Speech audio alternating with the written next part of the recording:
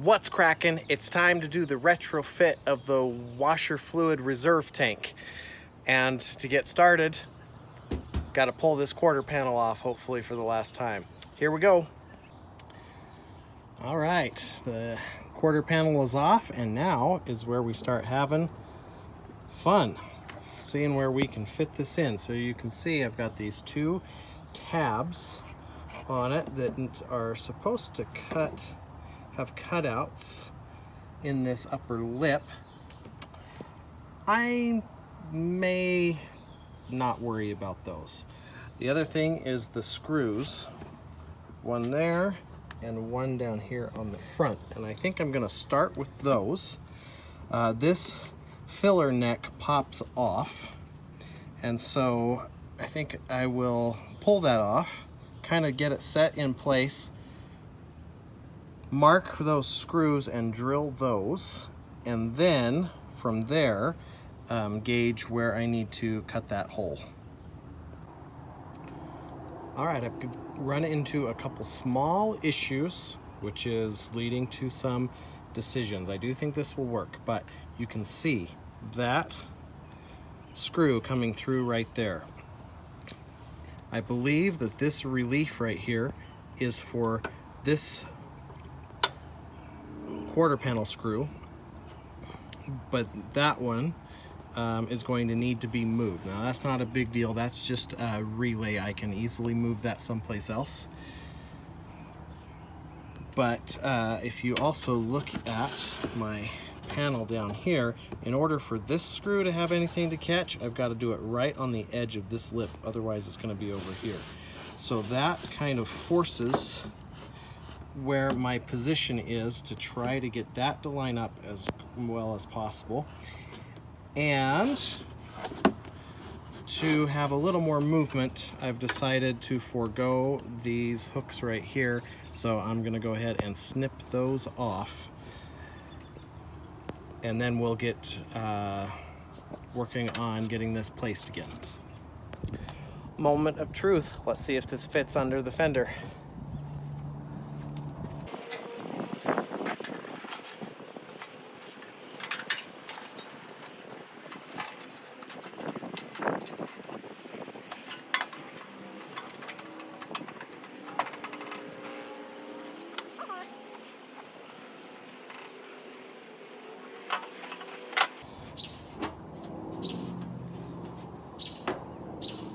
Awesome, it's gonna fit. Okay, so I've got the two holes, I've got the two drills. Let me try that again.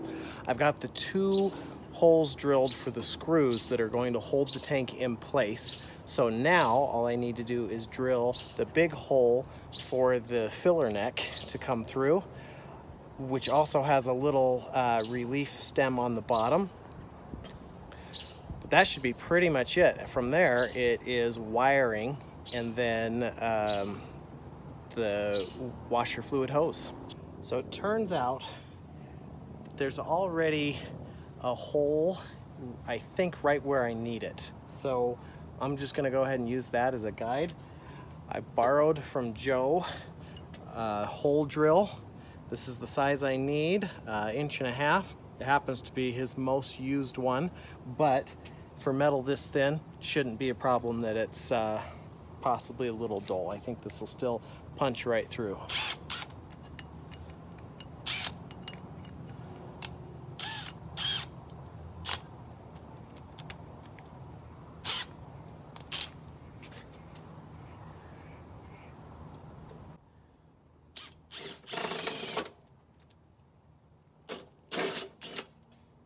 Change the torque setting to 1.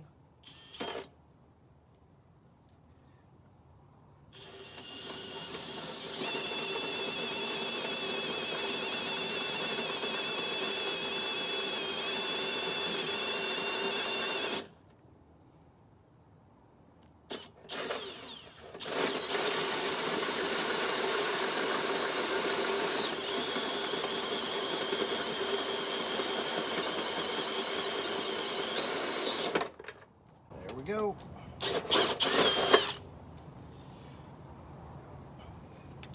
Okay. All right.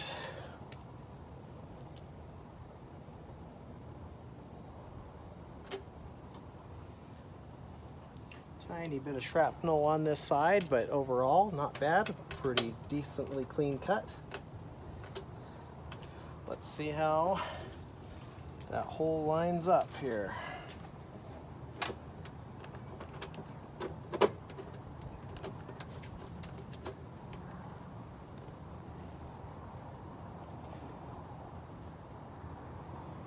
All right, smidgen on the low side. In fact, let me just show you.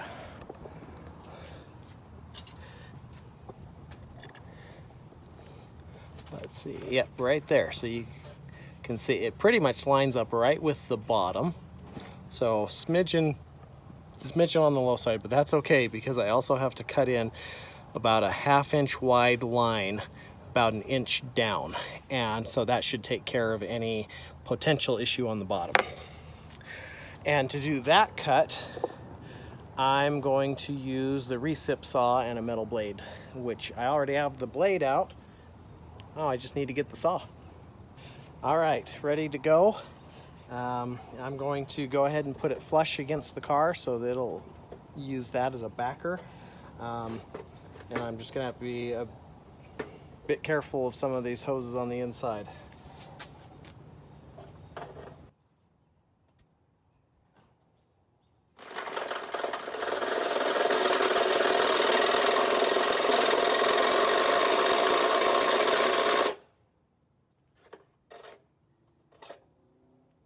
That's probably low enough.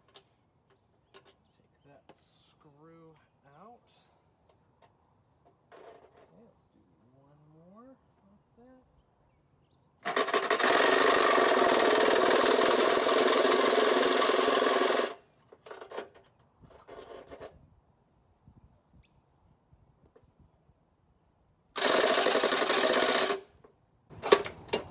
All right, just so they're consistent, I just went the length of the blade. So as soon as I topped out on both of them, and pretty nice and even there. So not necessarily centered, but we'll see if that's if I need to adjust that. Just gonna bend this in for now, cut it off in a moment. As we verify we are in the proper place here.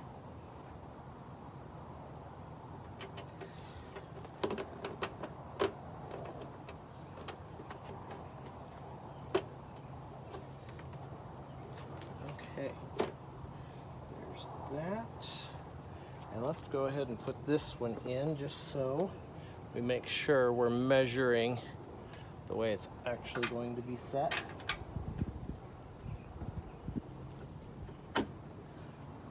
It's getting a little dark, kind of hard to see, but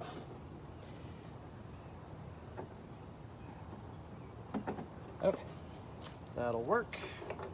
And now, yeah, so you can see what I needed the hole, obviously, for this, and then down underneath there's this little bracket. That's the cutout that I just did. Let's see how we did here. Okay, so it's pretty much bottoming out right where it is. So I think I got the length exactly right, but with that tab bent over, it's sitting a little bit high. So yeah, let me take care of that. I may need to file it just a little, but we're pretty much there. Side to side is gonna work just fine. All right, about a minute with the file to clean up some edges and relieve that, and boom, installed. So now I just need to tighten up the 2 bolts, and then we might be done for the night due to the lack of light. All right, so I did get the 2 bolts off of this tank taken off, but I'm gonna call it a night right here because I want to come back when there's more light out here to figure out the wiring. Now on the old one, which one's front and which one is rear as far as where the washer fluid goes is pretty easy to tell by the hose lines. That is something that I still need to figure out on this one. So Anyway, we're at a good stopping place, so I'm going to wrap it for tonight and come out tomorrow morning. The other thing I need to get, I have some somewhere, but I can't seem to find them. It's some couplers for the hoses. So, yeah, anyway, just a couple things. It shouldn't take me too long to finish this project up, but next time I see you, you'll be able to see my whole face in all its glory. So, see you then. Back at it. Really pleasant evening out. It's a good night to do a little work on the Jeep. I'm gonna start by testing the two pumps. One's for the front, one for the back. Make sure they work. I'm a little concerned because of the rustiness that you can see on them. They look pretty much the same as the ones that are in the old tank, so I'm gonna test them, and if they work, great. If they don't, I may see if I can use the ones from the old tank. So we'll see. That's the first thing I'm gonna look at. All right, so I'm testing the lower motor first. The wire appears to be 16 gauge. I just stripped the two ends off of the negative and the positive, and I'm gonna hook those up to the battery. I've got tubes hooked up and just feeding right back into itself. So I'm just gonna presumably pump washer fluid right back into the reservoir. So let's see how this goes.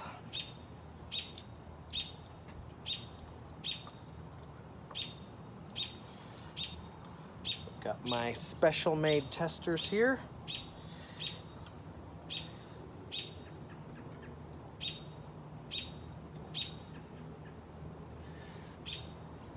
Okay, here is the positive, here is the negative. First, and that one works. Well, that answers that one. That one's fine. Now let's check the other one. All right, and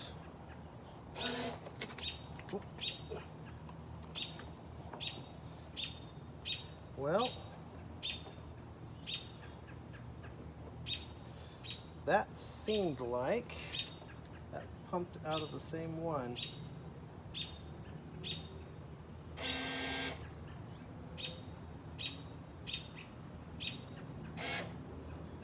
Okay, that's that one.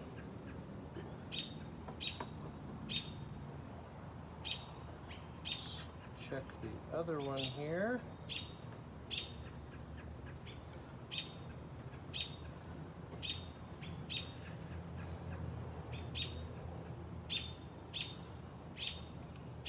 Top one. Okay, that is the correct one. All right, so I might have just missed.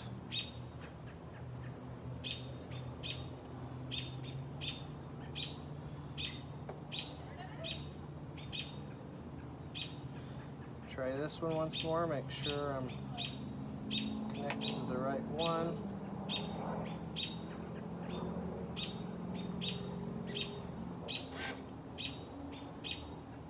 That is correct. Okay, both motors are working. So, time to run some lines and see about getting the wiring properly hooked up. All right, let me show you what I got here. These two connections, this is the washer fluid level warning light on the inside, which just says low wash. That one is hooked up, and then behind that we've got this is the rear washer, this is the negative, and this is the front washer. So now I'm going to take I need to run the hoses. This already has a connection to it. This is the rear, and that makes this one the front.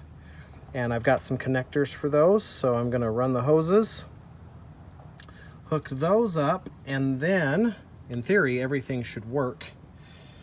I will test it at that point and then finalize it by putting some of this coil wrap around all the wires, running all the way through. You can see it's coming through that hole right there with the rest of them, which is where it came through on the after model, so that all matches up.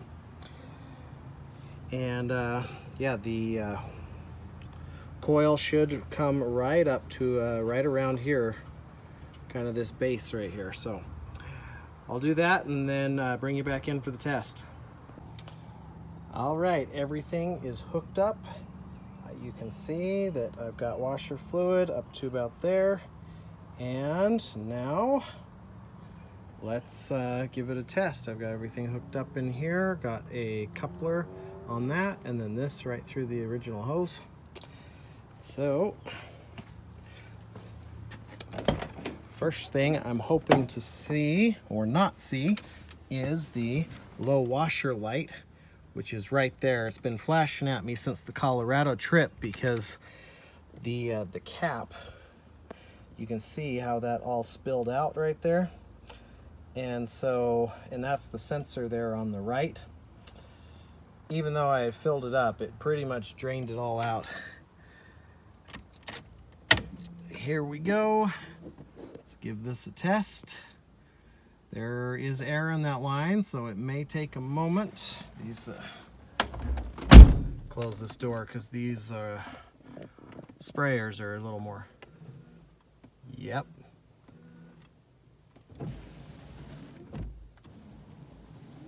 Okay, those ones work.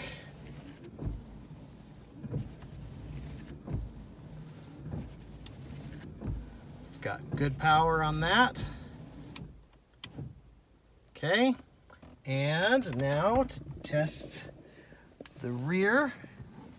Don't know if you'll be able to see that very well.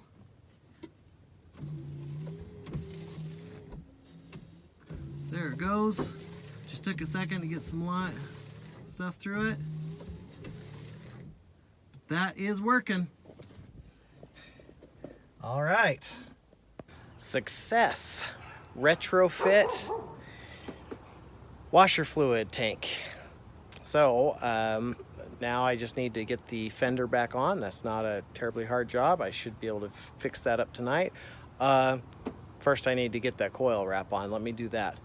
All right, I guess I won't be completely finishing this tonight. I'm kind of at a stopping place. I got the 1/2-inch coil wrap from Harbor Freight, and it's just too small to get around the wiring and the washer fluid hose, the two of them, and that's really what's taking up the space is the hose. But that's all right. This is the medium size from Harbor Freight. I'll go get one more, the next size up. I can get that tomorrow. They had it in stock. But other than that, I am super happy about this. That frees up a lot of space right here in my engine bay, and I'm thinking that that is where I will ultimately end up putting a coolant filter, which I've been wanting to do but haven't had any space in here to do it. So this is a win-win. There it is, folks. The Retrofit washer fluid reservoir is installed. The red coil wrapping is 3/4 inch, and it wraps the hoses. This is the rear one that comes out here. I just pulled it right at the brake and then went just enough to cover all my connections, which are right in here. So there's nothing exposed out on this end. So, and then the front wiper hose is right here, which goes up through there, as you can see. So the red coil goes there, and this is my fill neck.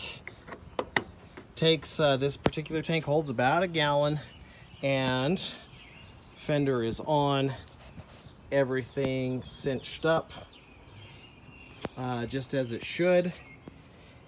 And I am absolutely tickled that that this worked, because that frees up this entire space right here. That project is done and is a rockin' success.